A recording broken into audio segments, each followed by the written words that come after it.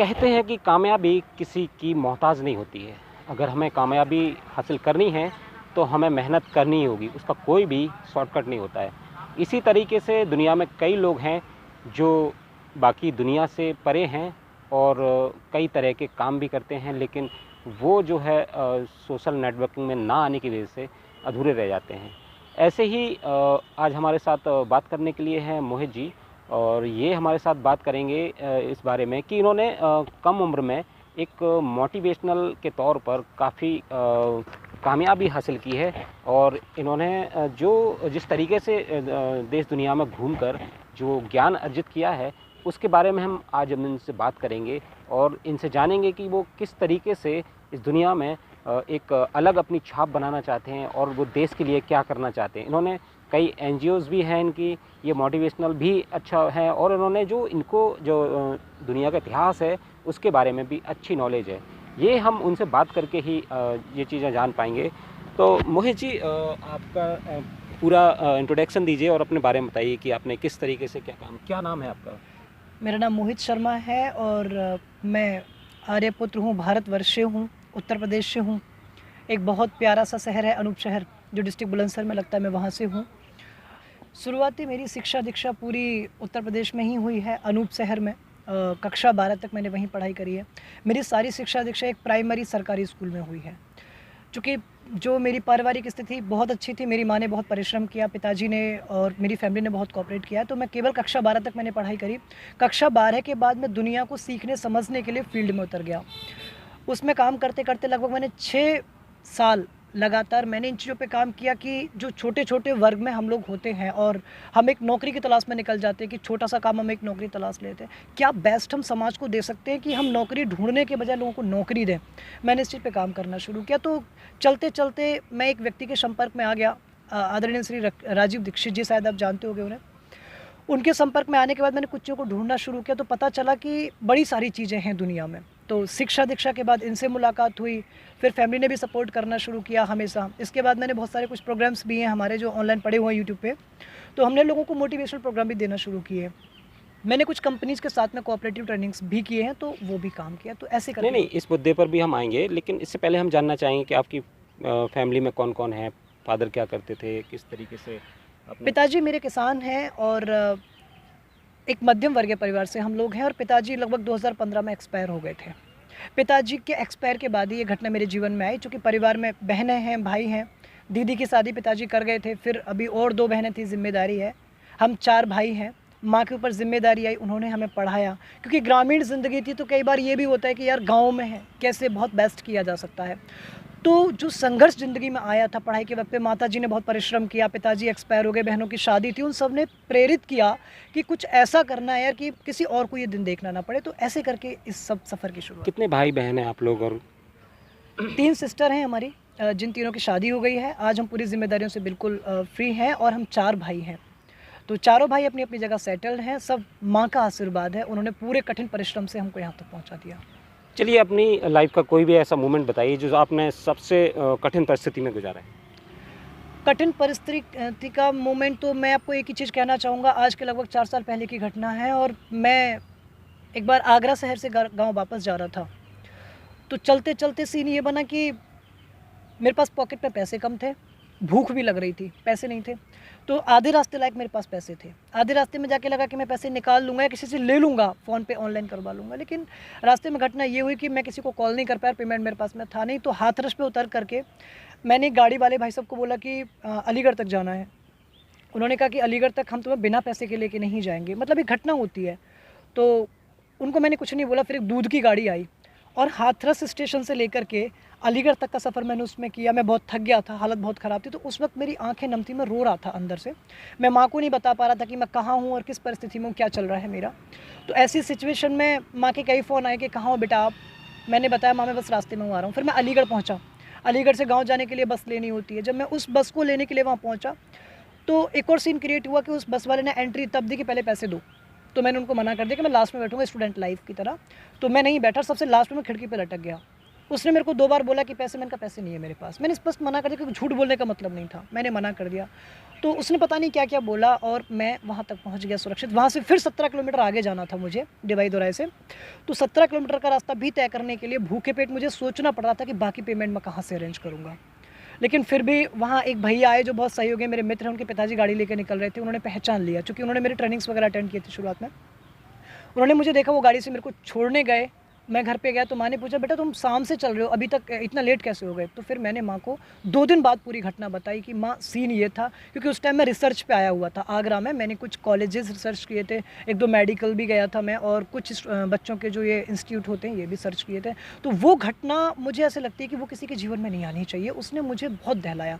बाकी लगभग 40 घटनाएँ मेरी पुस्तक में है, जो मैंने अभी पुस्तक लिखी है, तो उसमें भी वर्णित किया है मैंने। 40 घटनाएँ ऐसी हैं जो दिल दहलाने वाली हैं, किसी के साथ नहीं होनी चाहिए। वो बहुत प्रेरित करती हैं। ये सब समस्याओं के बीच में आपने कहा है कि आपने कई शहरों का भ्रमण भी किया है, जी। और सब फाइनेंस की जो समस्याएं हैं वो किस तरीके से पूरी करते हैं?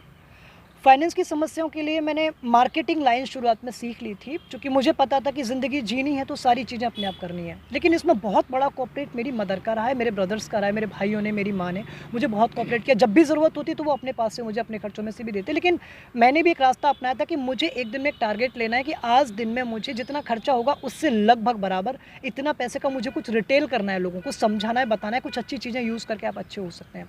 तो मैंने मार्केटिंग लाइन से कुछ प्रोडक्ट्स को डिलीवर करना शुरू किया, लोगों को प्रोडक्ट दिया, उनसे सीखा।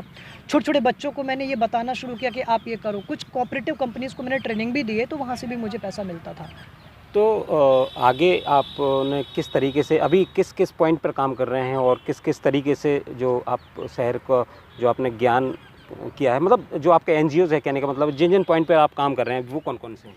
देखिए, सबसे पहला काम जो एक बड़ा मुद्दा है वो तो स्वर्णिम भारत को लेकर के है। स्वर्णिम भारत, चूँकि इतनी सारी चीज़ें हैं जो दिल दहलाती है अंदर से, कि उनको देख कर के मन करता है कि अगर भारत नहीं बदला तो शायद आज जो हमारे पास है ये सब भी हम खो बैठेंगे।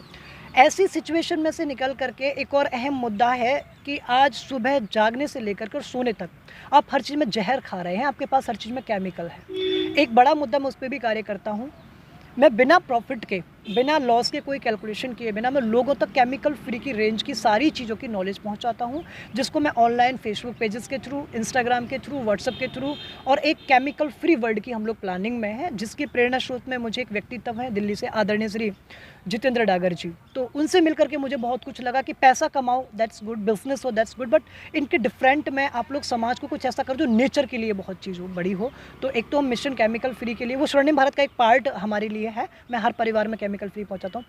मेन मुद्दा और जो मेन मोटो है वो हमारा स्वर्णिम भारत है लोगों। तो ये किन मतलब शहरों में चला रहे हैं आप, और कहाँ-कहाँ अभी तक पहुँचे हैं इसको लेकर?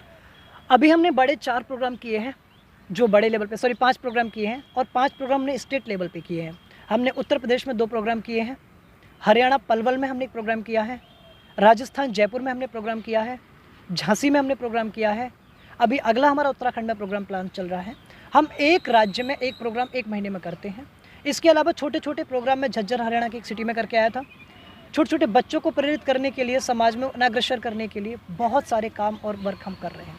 कितने लोग हैं आपके इस ग्रुप में, मतलब जो आपकी पूरी मुहिम में है साथ में, कितने लोग हैं लगभग? इसमें लगभग पूरी टीम है, और जो टीम है हमारे साथ में वो अभी लगभग एक्टिव लोग 40 लोग हैं, जो हर रोज़ सुबह आते हैं। चूँकि हम एक पाठशाला चलाते हैं सुबह, शिक्षा और संस्कार को लेकर के, सफलता के मायनों में परिवर्तन के लिए। तो जो हम पूरी संस्था चला रहे हैं, उस संस्था के हिसाब से अभी लगभग हमारे पास में जो 40 लोग हैं, उनमें से 12 लोग ऐसे हैं जो कार्यकर्ता हैं अलग अलग क्षेत्रों में। वो वहाँ से लोगों से जानकारी भी कलेक्ट करते हैं। कुछ दिल्ली से हैं, जैसे प्रेमपाल जी हैं, राजस्थान से हैं अनूप सिंह शेखावत जी हैं, झांसी से हैं मीनू दीदी हैं, बाकी लखनऊ से वंदना जी हैं, बुलंदशहर से अमित राणा जी हैं, सुशील जी हैं, और कविंदर सिंह जी हैं, सत्येंद्र जी हैं। तो ऐसे बहुत सारे लोग कोऑपरेट कर रहे हैं इस चीज़ को। और इसमें क्या आगे मतलब क्या और आगे मुद्दे हैं आपके, इन पे आप काम करना चाहेंगे, मतलब शहरों के लिए, देश के लिए, लोगों के लिए? ये तो जो आपने बताई है कि ये तो मजबूरी है हमारी कि हम जो खा रहे हैं, जो पी रहे हैं, वो एक केमिकली रूप में हो गया है। मजबूरी है हमारी, हम क्या कर सकते हैं उसके लिए, बचने के लिए, वो बताइए। उसके बदलाव में हमने बहुत सारी चीज़ें समाज को देने के लिए कोशिश की है। हम सबसे ज़्यादा लोगों को जो दिनचर्या भारत पद्धति के अनुसार पुरानी हुआ करती थी, जैसे हम कभी चरक संहिता पढ़ें, और चरक संहिता के साथ में अन्य हमारे स्वास्थ्य प्रति बहुत सारी पुस्तकें लिखी गई हैं। जिनको धर्मपाल जी ने भी लिखा है, आदरणीय राजीव दीक्षित जी ने भी लिखा है, बाबा स्वामी रामदेव जी ने भी लिखा है। तो ऐसी पुस्तकें हैं जिनमें आप घर के खान पान से अपने आप को बहुत बचा सकते हैं, प्रकृति से जुड़ करके अपने स्वास्थ्य को बचा सकते हैं। मार्केट की चीज़ें आप नहीं खाएं। जैसे मैंने संकल्प लिया हुआ है, पिछले 3 साल से मैं किसी प्रकार के कोल्ड ड्रिंक नहीं छूता, वो कितनी भी क्वालिटी की हो, कितनी ब्रांडेड हो, मैं नहीं पीता। मैं कोई चॉकलेट नहीं खाता किसी भी ब्रांड के, क्योंकि मुझे पता नुकसान करेगा। मैं कभी केक नहीं काटता। तो ये कुछ नियम ऐसे होते हैं जिनको हम हटा करके प्रकृति से जुड़ सकते हैं सीधे सीधे। अब ये जो आपके कई पॉइंट हैं आपको लेकर, हमारे जो चैनल के श्रोता हैं उनको ही मान लीजिए कि आप शिक्षा पर और विद्या पर नीति पर किस तरीके से प्रकाश को डालते हैं और किस तरीके से? देखिए, शिक्षा और विद्या के प्रकाश की सबसे बड़ी चीज़ ये है कि मैं बस एक छोटा सा आपको उदाहरण बताता हूँ। ये भारत है हमारा, और भारत पहले से विश्व गुरु रहा है। भारत चूँकि पूरी दुनिया का गुरु रहा है, तो आप एक चीज़ समझेंगे कि दुनिया की सबसे अच्छी शिक्षा ज़रूर रही होगी। तो एक छोटी सी घटना होती है, मैं आपको एग्जांपल से देता हूँ कि 1835 के समय पे विलियम एडम नाम का एक व्यक्ति भारत आया, और उसने अपने एक शिष्य को, जिसका नाम टीवी मैकाले था, उसको उसने यहाँ पे भ्रमण के लिए भेजा कि तुम पूरे भारत को रिसर्च करो। तो टीवी मैकाले ने पूरे भारतवर्ष को रिसर्च किया और वो वापस जाता है। तो एक बार ब्रिटिश की पार्लियामेंट में बहस हो रही है उन दोनों लोगों की। वहाँ पे और भी लोग बैठे हुए हैं। तो ब्रिटिश पार्लियामेंट में उनको बता रहा है कि भारत, जितने मैंने देश घूमे हैं या दुनिया में जहाँ जहाँ गया हूँ, भारत इकलौता ऐसा देश है जो सबसे ज़्यादा समृद्धशाली देश है। एक तो समृद्धशाली है, दूसरा वहाँ पे लोग बहुत आत्मनिर्भर हैं। तो वहाँ बहस में पूछ लिया जाता है कि ये क्या है और ये क्यों है इतना समृद्ध देश भारत। तो उन्होंने उनको ये बताया कि इसलिए भारत सबसे समृद्ध है क्योंकि वहाँ की शिक्षा नीति जो है वो सबसे अच्छी है। तो पूछा कि क्या शिक्षा नीति है, तो वो बताता है कि भारत दुनिया का ऐसा देश है जहाँ 100%, 97 to 100% है। तो उन्होंने पूछा कि जो 100% शिक्षा है इसमें क्या क्या और कैसे कैसे, तो वहाँ टीवी मैकाले ने सारी चीज़ें एक्सप्लेन की हैं। उसने बताया कि वहाँ पे आज की डेट में, यानी 1835 में अगर आपसे बात करूं, तो 185 वर्ष पहले की बात है। ये 185 वर्ष पहले का भारत है। 185 वर्ष पहले पूरे भारत में 7,32,000 गाँव हैं जो रेवेन्यू विलेजेस हैं।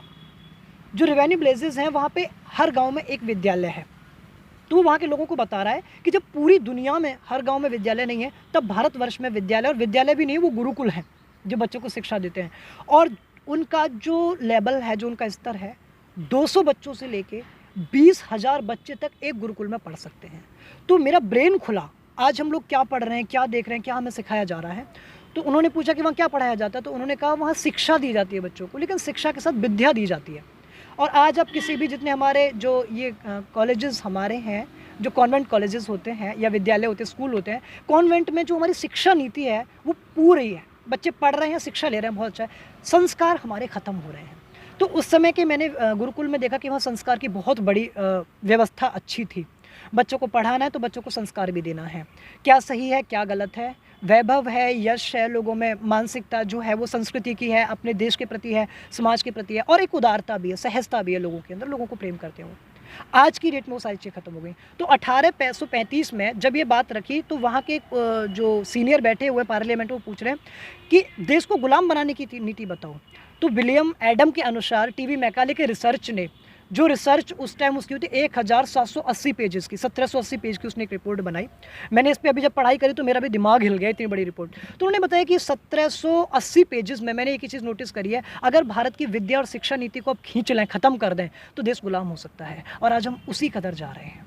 हम चाहते कि बच्चों के जो संस्कार खो गए हैं, जो शिक्षा मिल रही है लेकिन जो विद्या बच्चों से छिन गई है, जो सही उनको मिल नहीं पा रहा है, वो सही गाइड और सही डायरेक्शन बच्चों को मिलना चाहिए। भारत को सोने की चिड़िया कहा जाता था, और अब वो चीज़ें यहाँ नहीं देखने को, उसके बारे में आपकी क्या राय है और क्या नॉलेज रही है आपकी?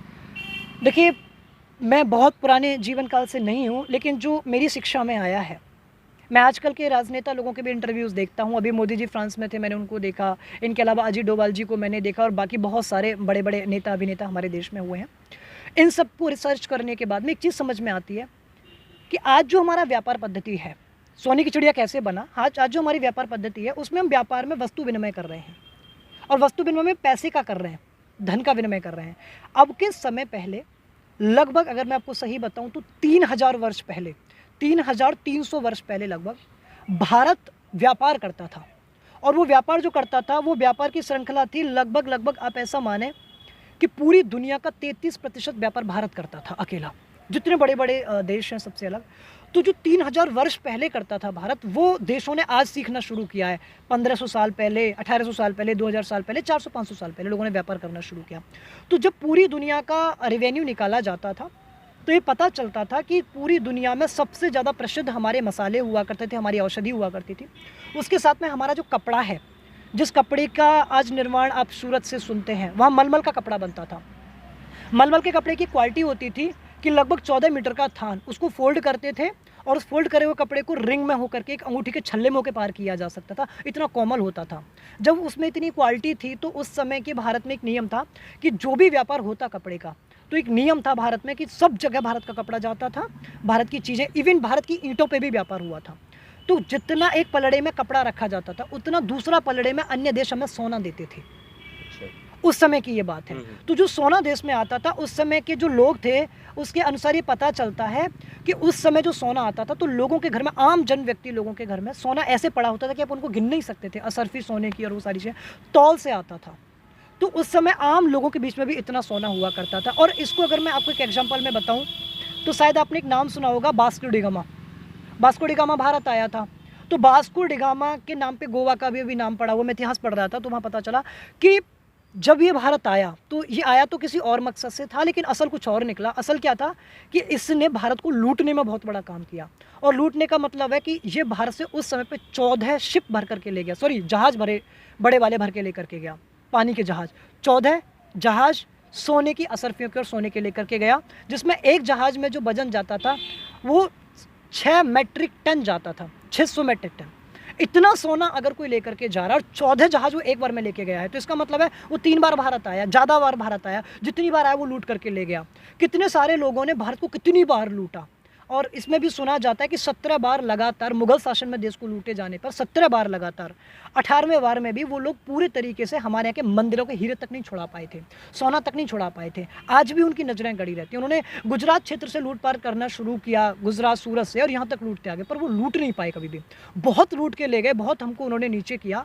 इतना पूरी दुनिया का समृद्धशाली देश था। तो यहाँ पे सोना जो था वो पूरी दुनिया का निचोड़, जैसे सारी नदियाँ बह करके आती हैं और हिमसागर में गिरती हैं, वैसे पूरी दुनिया के देशों का सोना अकेले भारत में गिरता था। और 3000 वर्ष तक व्यापार करने पे भारत ने पूरी दुनिया से सोना इकट्ठा किया था। और उस समय के समय पे सबसे ज़्यादा सोना भारतवर्ष में था।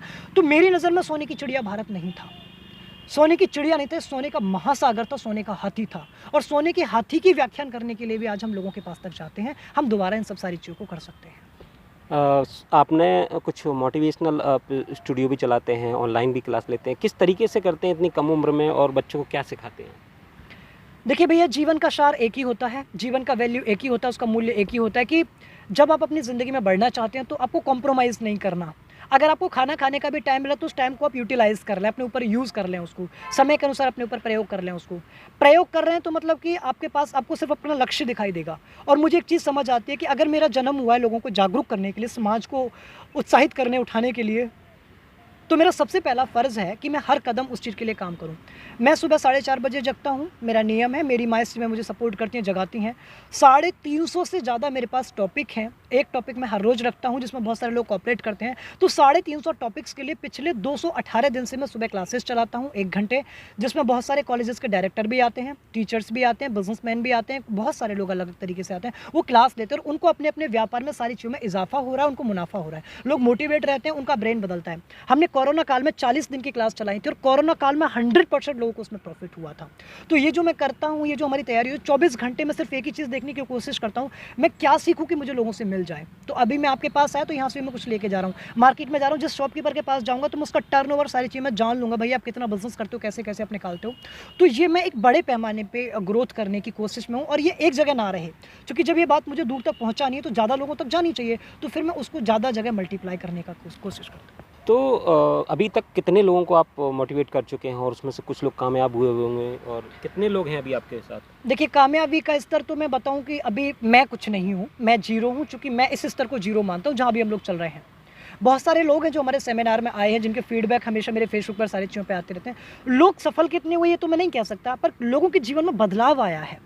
लोग कहते हैं हमने सुबह जल्दी जागना शुरू कर दिया है। लगभग 40 लोगों के फीडबैक मेरे पास में है करीब 350-400 से ज़्यादा लोगों के मैंने मोटिवेशनल सेमिनार लिए हैं, जो आगरा में हमारे सक्सेसफुल प्रोग्राम हुए हैं, गुजरात में प्रोग्राम हुए हैं मेरे, और आपके हरियाणा, दिल्ली में प्रोग्राम हुए हैं। अभी कुछ दिन पहले मैंने एक प्रोग्राम किया था। तो ये जो प्रोग्राम्स मैं करता हूँ जगह जगह, पहली बात हम फ्री ऑफ कॉस्ट करते हैं, और उन लोगों के लिए करते हैं जो बच्चे फीस पे करके नहीं कर सकते, उनको उठाने के लिए मैं सारी चीज़ें करते हैं। तो मैं ये नहीं कहूँगा कितने लोग कामयाब हैं। इसके लिए फ़ीस आप क्या चार्ज करते हैं और किस तरीके से लेते हैं? जो कोऑपरेटिव कंपनीज़ होती हैं उनका तो फिक्स होता है महीने का, कि अगर वो 5 सेमिनार ले रहे हैं तो मेरे को इतना पैसा वो देंगे, और उसमें भी मिनिमम चार्ज पे। मैं सबसे कम चार्ज रखता हूँ। तो कुछ जो गरीब बच्चे हैं जो नहीं कर सकते, उनको आप शायद फ्री में क्लास देते उनको हैं? मैं free of cost all India classes चला रहे हैं हम लोग, हमारी पूरी यूनिटी है, पूरे भारत में प्रोग्राम कर रहे हैं, और हम विद्यालय वाइज भी करते हैं। और जो छोटे छोटे परिवार से बच्चे हैं, मध्यम वर्गीय हैं, या जो मुझे लगता है कि मुझसे जुड़े हुए लोग हैं, वो थोड़ा सा भी अपने जीवन में कुछ वैभव करके दिखाते हैं, तो उनके लिए हम प्लेसमेंट भी दे रहे हैं समाज में। उनके लिए आगे अच्छा जीवन, करियर क्रिएट हो सके, उसके लिए हम नया प्लेटफॉर्म भी तैयार कर रहे हैं, और उनको हम फ्री ऑफ कॉस्ट क्लासेस भी प्रोवाइड कराते हैं। बहुत अच्छा लगा मोहित जी आपसे बात करके, और हमारे जो श्रोता हैं उनके लिए एक आप ऐसा संदेश दीजिए कि वो अपने जीवन में कुछ परिवर्तन कर सकें हमारे चैनल के माध्यम से। देखिए, ये भारत है, और भारत सोने की चिड़िया है। भारत आदर्शवादिता की मिट्टी रही है, भारत पूजनीय मिट्टी रही है। भारत में संस्कार और सम्मान सबके लिए होता है। जितने ये मेरे प्रिय भाई बहन हैं, या मेरे माता पिता सम्मान, या जितने भी साथी इसको सुन रहे हैं, मैं एक ही बात कहना चाहूँगा कि जीवन में रिश्तों के लिए कभी कॉम्प्रोमाइज़ मत करना, समाज में किसी का भला करने के लिए कॉम्प्रोमाइज़ मत करना। जितना हो सके अपने मस्तिष्क में अच्छी सोच और एक बड़े विचार से शुरुआत करना। चूँकि मैंने एक चीज़ सुनी है कि जब आप बड़ा कुछ विचार करते हो, कुछ बड़ा प्लान करते हो, तो ये सृष्टि का नियम है कि वो आपको रास्ता बना करके देता है। जब मैं अकेला चलता था तो ये था कि एक बार मुझे कोई सेमिनार लेने जाना था, मीटिंग लेनी थी मेरे को, और मेरे पॉकेट में पेमेंट कम था। मेरे पास 2 ऑप्शन थे, मैं कुछ खा लूँ या पहले उसको चुन लूँ। तो 2 रास्ते थे। मैंने कहा अगर मैंने खा लिया और मैं सेमिनार में नहीं पहुंचा तो सेमिनार हमेशा के लिए छूट जाएगा मेरा। लेकिन अगर मैं सेमिनार चला गया खर्चा करके, मैं खा बाद में भी सकता हूं। तो मैंने कॉम्प्रोमाइज़ मेरे काम के साथ नहीं किया। मैं आप सबसे भी विनती कहूँगा कि अगर आपके पास, आपको लगता है मेरे पास अभी 50 वर्ष हैं, 50 वर्ष का इस समय का 1 घंटा भी आपकी ज़िंदगी का सबसे महत्वपूर्ण समय है। समय का सदुपयोग, लोगों से प्रेम भाव, और अपने जीवन को आगे बढ़ाने के लिए लोगों की मदद करने में पीछे कभी मत हटना। चलिए, ये थे मोहित जी जिनसे हमने कई तरह की बातें की, और कई हमारे लिए इन्होंने जो संदेश दिए हैं वो हमारे लिए कहीं ना कहीं कामगार साबित हो सकते हैं। इसके लिए मोहित जी का बहुत बहुत धन्यवाद करेंगे। और IBN 7 से इस समय सुंदर सिंह के साथ